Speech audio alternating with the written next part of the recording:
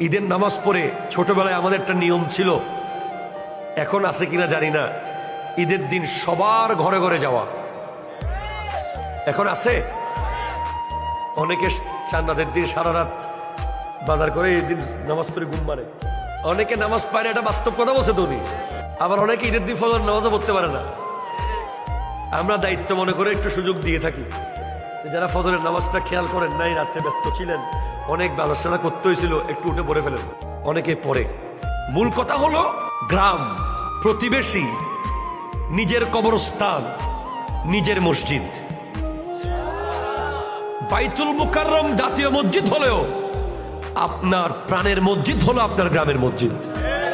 জমিতুল ফালাক কেন্দ্রীয় মসজিদ হলেও আপনি সিজদা করে 2 মিনিট বসে একটু দেখে শান্তি পাবেন যে যেটা আপনার নিজের বাড়ির মসজিদ।